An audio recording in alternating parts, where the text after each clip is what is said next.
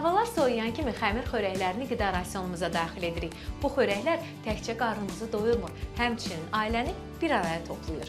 Elə bugünkü proqramımızda xəmir xörəklərinin hazırlanma qaydalarından, onların faydalı və zərərli tərəflərindən bəhs edəcəyik. Soyuq havalarda xəmir xörəklərinin faydalarından, sağlam qəbulundan, zərərli cəhətlərindən, düzgün bişirmə qaydalarından, dünyanın ən bahalı xəmir xörəyindən, aşpazımızın mətbəx sirlərindən və məşhur qonağımızın sevimli xəmir xörəyindən agah olmaq istəyirsinizsə, yaxşısı buduru sonadək izləyin.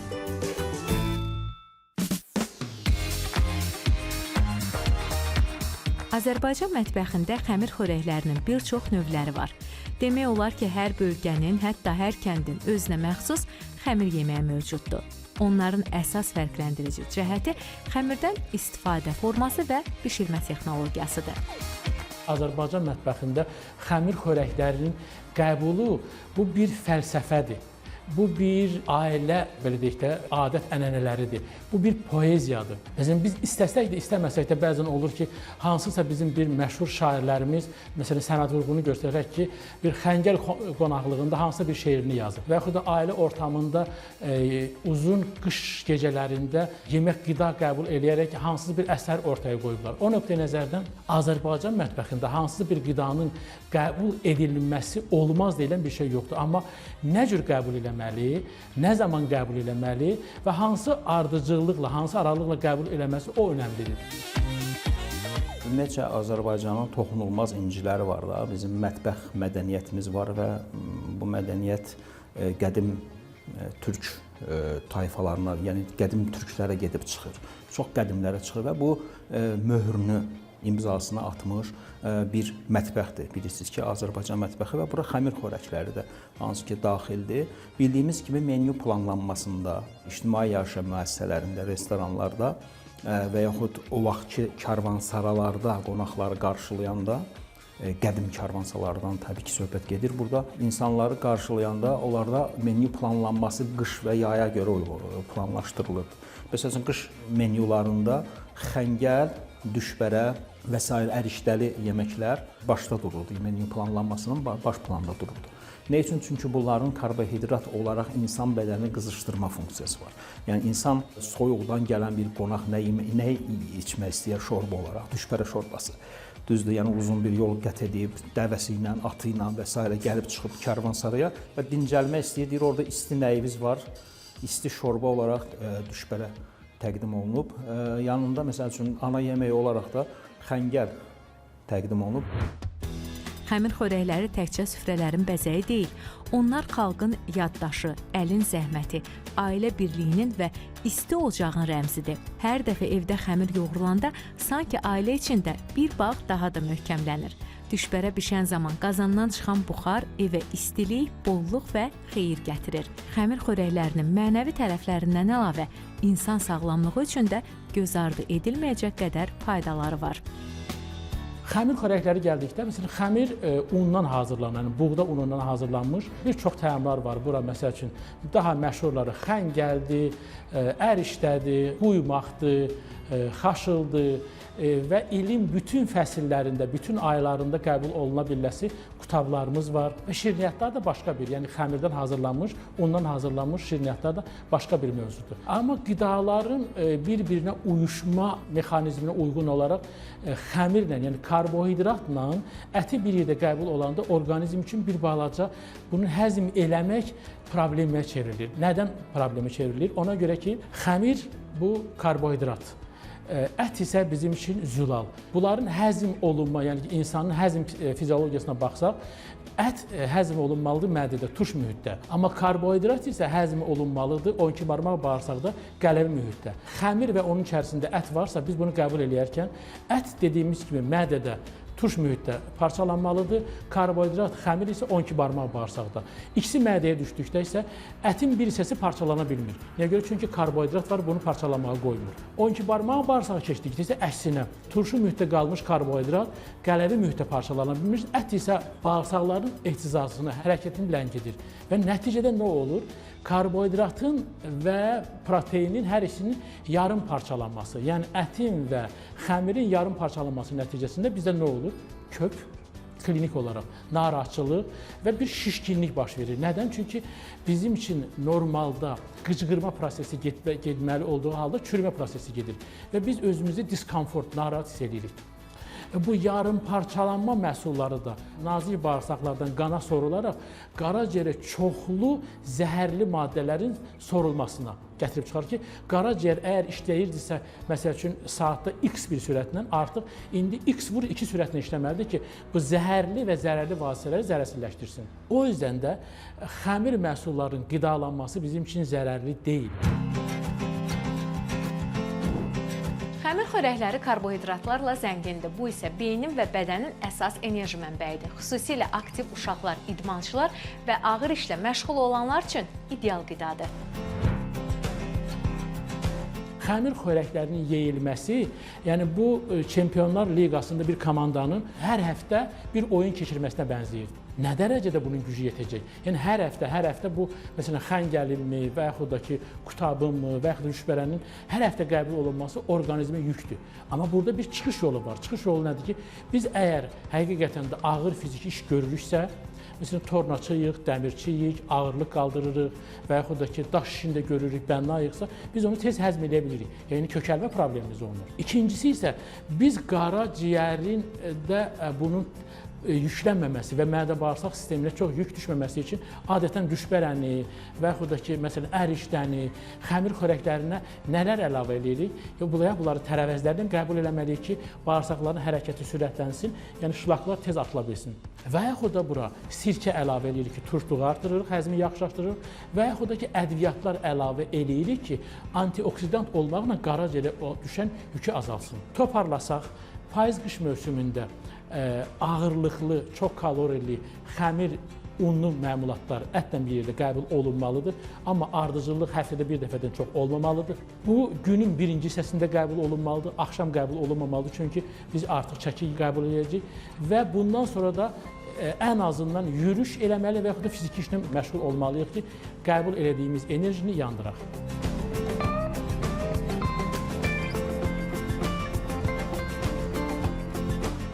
Beyin fəaliyyətini məsəl üçün inkişaf etdirmək üçün təbii ki, oreksin maddəsi deyək də, beyin inkişaf etsin və oreksin maddəsini yüksəltmək üçün də karbohidratlara ehtiyac var. Hansı ki, xəmir xörəkləri də oreksin maddəsini yüksəltməklə menyuda belə deyək də başda durur. Məsələn, qış yeməklərində xəmir xörəklərinin ön plana çəkilməsi də, məsələn, qış ayında insan bəzən görür ki, tənbəllik eləyir, yuxudan oyanmaq istəmir, biraz əzgin olur. Yəni qış yoxsu kimi deyək də, belə ki, yəni qışda soyuq olur, heç evdən bayıra çıxmaz. Amma xəmir xörəklərini yeyən insan təbii ki, enerji mənbəyi yüksək olur və beyin fəaliyyəti işə düşür ki, bu da düşünür ki, bəli, mən işə də getməliyəm, aktivlik həmən özünü büruzə verir. Düşbərə, xəngəl, qutab kimi xəmir xörəkləri uzun müddət toxluq hissi yaradır. Bu isə tez acan insanların rasionu üçün önəmlidir. Deməli, tez acıyan insanlar var, hansı ki, məsələn, və yaxud da işə tələsən insanlar. Ayaq üstü necə atışdırıb tez, milli fast food nədir? Qutabdır xəmir xörəklərinin içində təbii ki. İndi necə dedi, fikirləşdik ki, məsələn, işdən gəlmişik, soyuqdur, düşbəriyə müraciət elədik və bir də görürsünüz ki, insanlar ayaq üstü nəsə atışdırmaq istəyirlər. Qış aylarında, hansı ki, bu təbii ki, tez-tez acıyan insanlar da var ki, özləri ilə xəmir xörəklərindən qutab da işə götürüb apara bilirlər və onu qızdırıb həmən ayaq üstündə yeyə bilirlər ki, bu da uzun müddət onların tox qalmasını saxlayır, tez-tez acımasının da qarşısını alır. Yəni iş fəaliyyətinə də təbii ki, bu müsbət təsirini göstərir. Xəmir xörəklərində olan B qrupu vitaminləri, xüsusən B1 və B3 insanın sinir sistemini dəstəkləyən ən vacib maddələrdəndir. Bu vitaminlər zehni yorğunluğu azaldır, yaddaşı möhkəmləndirir, dərslərdə və işdə diqqəti artırır. Ona görə də bir dilim çörək bəzən sadəcə qida deyil, beynin daha yaxşı işləməsi üçün lazımlı yanacaqdır.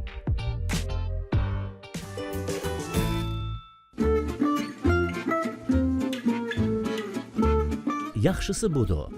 İşimiz həyatda bilməli olduğumuz vacib məqamlara aydınlıq gətirməkdir. Ənənəvi Azərbaycan kəndlərində un üyüdülən dəyirman səsi təkcə səs deyil, insan sağlamlığının əsasının qoyulmasıdır. Tam buğda və çovdar unundan hazırlanmış xəmir xörəklərində lif, sink, manqan, fol turşusu, antioksidantlar kimi bədən üçün vacib maddələr olur. Bu maddələr bağırsaq mikroflorasını gücləndirir, immun sistemini möhkəmləndirir və yad toksitlərin bədəndən atılmasına kömək edir.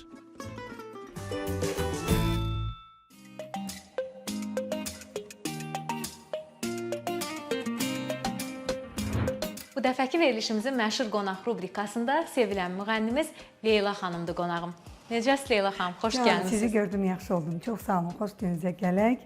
Və nədəndirsə mən bilmirəm, hər dəfə belə verilişlərdə aparıcıların, ümumiyyətcə heyətin yadına düşən ilk ifaçı bəlkə də mən oluram ki, yeməklə mətbəxi sevirsiz, ona görə. Həqiqətən də bunu sevə-sevə də deyirəm ki, mən mətbəxi çox sevirəm. Çünki evdə hər gün daha çox zaman ayırdığım bir məkandır. Və Allah Taala'dan hər kəsə bol-bol ruzu diləyirəm ki, mətbəxinə bütün xanımlar sevərək girsin, istədiklərini bişirib ailəsinə yedirə bilsinlər. Amin, təşəkkür edirik. Siz Şəki bölgəsindən olduğuna görə bu günləri biz Şəki mətbəxinə başvuracağıq. Niyə hazırlayırıq sizlə bu gün? Can, bu yeməklərlə biz böyümüşük, evimizdə çox bişib bu yeməklər. Rayona da gedəndə həmişə nənəmgil bişirirdilər bizə. Ona görə mən bunları çox sevirəm. İndi bu ənənəni davam etdirirəm öz ailəmdə.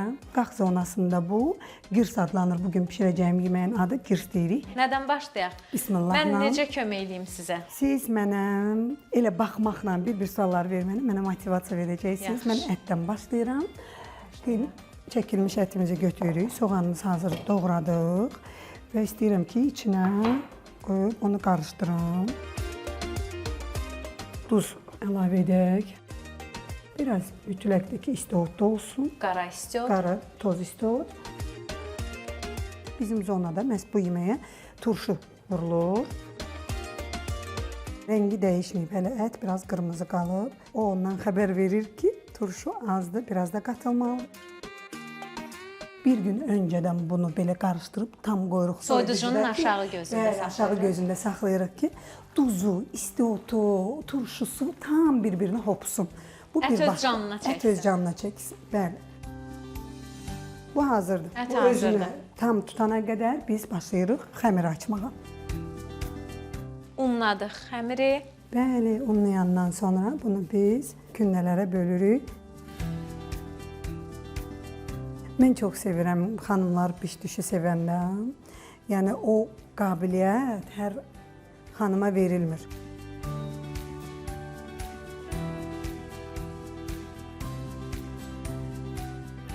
Ət nə çox olmamalıdır, nə də az. Düşbərədən bir balaca çox olsun. Amma az olanda dadsız olur, çox da olanda qırağından çıxdığı üçün. Baxın, buradan tuturuq. Birinci bu ucunu tutun. Sonra bir dənə oradan, bir dənə buradan, bir dənə oradan. Bu tərəfə əziyyət çəkirəm. Nəsə olmadı. Dənə-dənə də beləcə yeyilir. Çox gözəl düzəltmisiniz, amma məndən niyəsə alınmır. Özüm utanıram öz əlişimə. Çox naxaq, utanmağa gərək yoxdur. Utanmayın. Bəlkə mənim bükdüklərimi ayrı qoyarsınız. Onu ayrıca özüm üçün bişirim. Sənətdə necədir vəziyyət? Nə yeniliklər var? Maşallah olsun. Çox yaxşıdır hər şey. Yeni bəstəkarlarla çalışıram. Yeni mahnılarımız var. Hal-hazırda İlhamə Adil qızı ilə çalışıram çiyin-çiyinə. Xanım İsmail qızı ilə çalışıram. Xanım İsmail qızının bəstəsi artıq aranjmandadır. Yeni ilə də işıq üzü görməlidir inşallah. Və İlhamə Adil qızının da növbəti bəstəsi də o da aranjmandadır. Yeni ilə də az qalıb. İnşallah ki. Tezliklə sizi sevənlər sevinəcəklər. Tamaşaçılarımızın ixtiyarına buraxım. Amma ondan da öncə söyləyim ki, mənim duet ortağım var. Məni bu sənətə qayıtmağa məcbur eləyən, bəli, stimul verən məhz elə Xasay Şıxıyevdir. Bizim universitetin tələbəsidir, yetirməsidir. El şənliklərində də çox oluruq, dövlət tədbirlərində də çox oluruq. Tək ki, işlərimizi Allah rast gətirsin. Amin. Mən bunu aparım mətbəxə, qoyun bişsin. Siz bişirin, mən də burada büküm. Getdik mətbəxə, bişməyə. Bir balaca duru yağ əlavə edirəm ki, xəmir bir-birinə yapışmasın.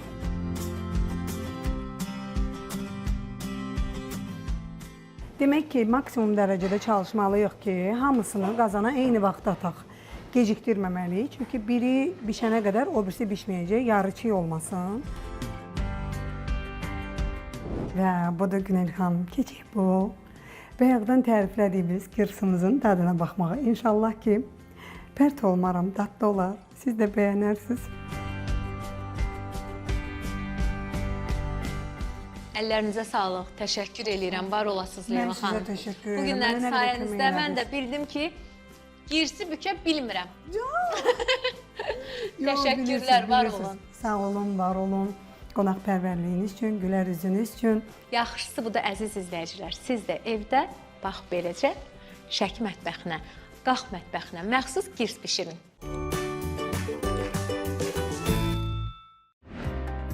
Bəzən insanlar çəki artırmaqda çətinlik çəkirlər. Bunun üçün də məhz keyfiyyətli və təbii karbohidratlar lazım olur. Xəmir xörəkləri bu baxımdan çox faydalıdır. Onları qida rasionuna daxil etməklə sağlam şəkildə çəki alacaqsınız. Nəticə etibarilə xəmir xörəklərini imtina etmək olarmı? Yox. Yəni qış menyusudur. Menyu planlanmasında başda durur, bayaq dediyimiz kimi və biz onu qış aylarında yeməliyik. Amma tam imtina etməlikmi? Xeyr. Yəni həm ziyanlı tərəfləri var, həm faydalı tərəfləri var, doğrumu?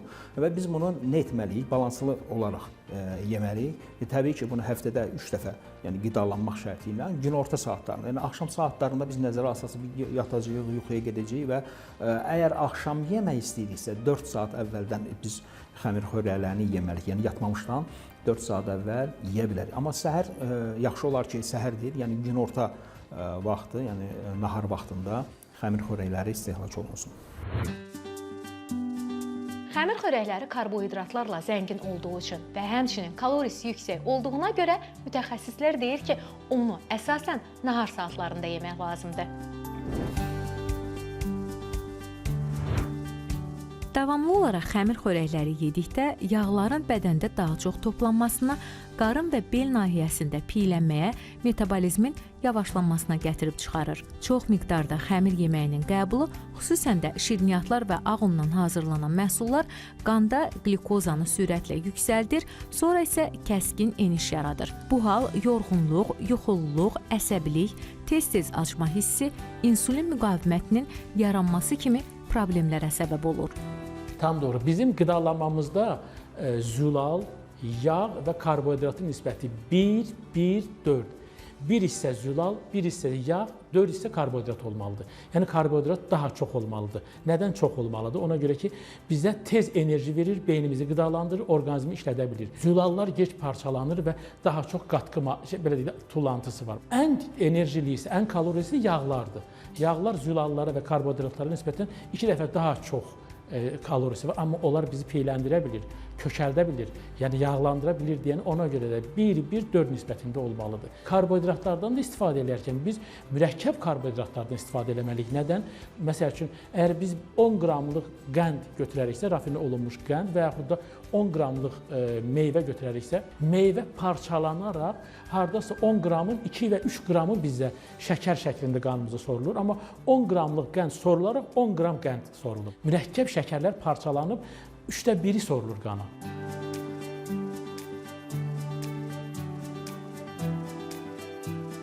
Deməli, xəmir xörəklərinin bildiyimiz kimi faydalı tərəfləri olduğu kimi, bunun ziyanlı tərəfləri də var. Hansı ki, bu xəmir xörəklərini qışı fürsət bilib vərdiş halına çevirən insanlar var və hər gün demək olar ki, bu adamlar xəmir xörəklərini yeyirlər. Bu da təbii ki, onlarda kökəlmə və yaxud qaraciyərin piylənməsi, bunu həkim tərəfidir. Təbii ki, həkimlər bunu daha yaxşı bilirlər. Kökəlməyə gətirib piylərin yığılması və yaxud belə deyim, bildiyimiz kimi un məmulatı da gedib qanda şəkərə çevrilir. Və bu da bilirsiniz, triqliseridlərin əmələ gəlməsinə, yəni pis xolesterinin qan damarlarında yığılmasına və kirəşləşməsinə, eyni zamanda ürək qan damar sisteminə də problemləri var. Biz qida eksperti olaraq bunları bilirik, qida kimyasını keçdiyimizə görə. Amma bu həkimlər bunu daha yaxşı deyə bilərlər ki, yəni bu insan orqanizmi üçün zərərləri nədir? Təbii ki, çox yem insanda zərərsiz ötüşmür. Burada qarın piylərinin toplanması, qaraciyərin piylənməsi, və sair kimi hallar gətirib çıxarda bilir ki, bu da fəsadsız ötüşməz. Hər kəs üçün tanış, doğma olan ləzzətli xəmir xörəklərimiz zəngin kulinariya xəzinəmizin gələcək nəsillərə ötürülməsində ən etibarlı körpüdür. Həmin körpünün yaranmasında isə işinin peşəkarı olan aşpazlarımızın əməyi böyükdür. Elə həmin aşpazlardan biri də Könül xanımdır. Salam Güney xanım, xoş gəlmisiniz. Çox sağ olun Könül xanım, təşəkkür edirəm. Necəsiz? Sağ olun, şükür. Necəsiz? Yaxşıyam, mən də təşəkkür edirəm. Bu günləri verilişimizin mövzusu xəmir xörəkləridir. Düşündük ki, bu haqda elə ən etibarlı ünvan sizsiz. Bəli, bəli. Bugün biz sizinlə xəmir edəcəyik. Bu xəmir həm düşbərək üçün, həm gürzə üçün, həm pilmen üçün çox yararlıdır. Və ona görə başlayaq sizlə birlikdə sizin köməyinizlə. Başlayaq.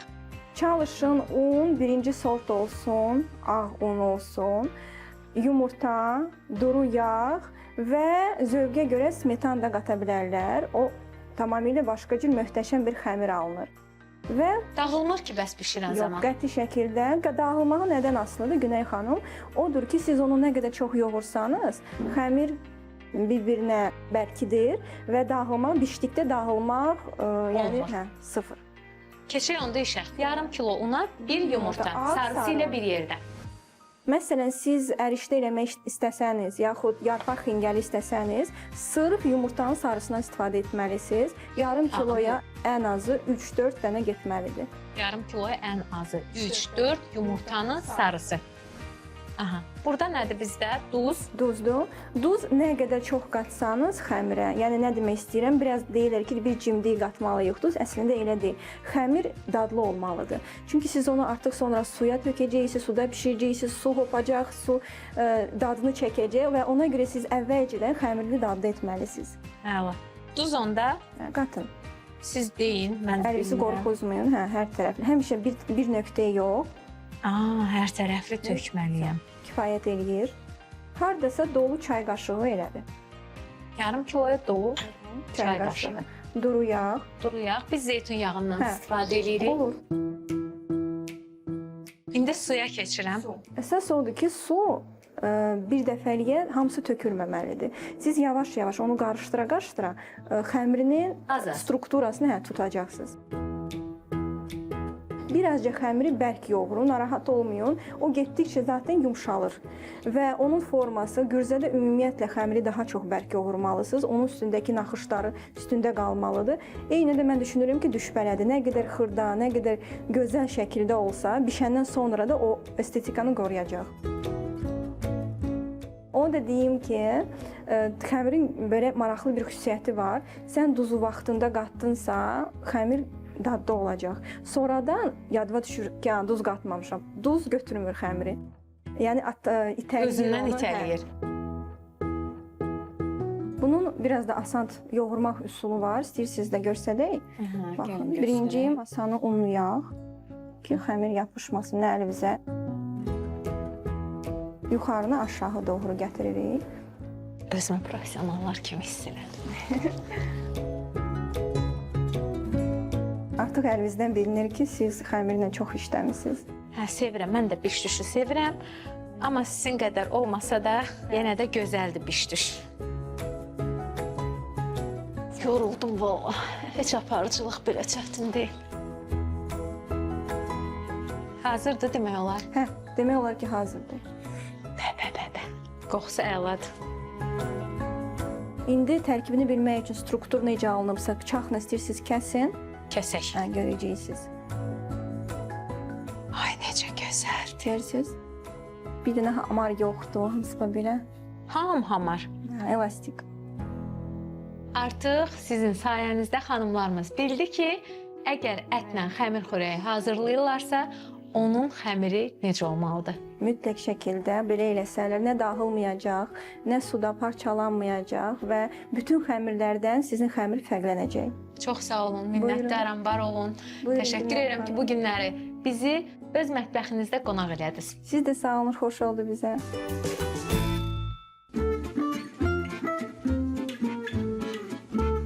Yaxşısı budur. İşimiz həyatda bilməli olduğumuz vacib məqamlara aydınlıq gətirməkdir.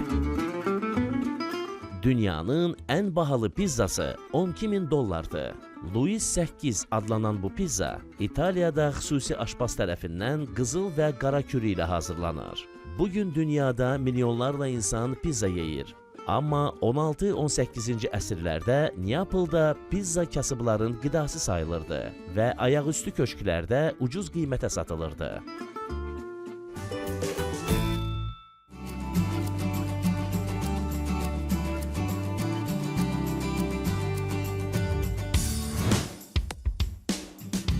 Artıq bildik ki, xəmir xörəkləri ölçülü şəkildə yeyiləndə həm mədəni doydurur, həm zehni gücləndirir, həm də insanı öz ailəsinə, köklərinə bağlayır. Gələn həftə yeni araşdırmamızla evinizin qonağı olmaq diləyilə.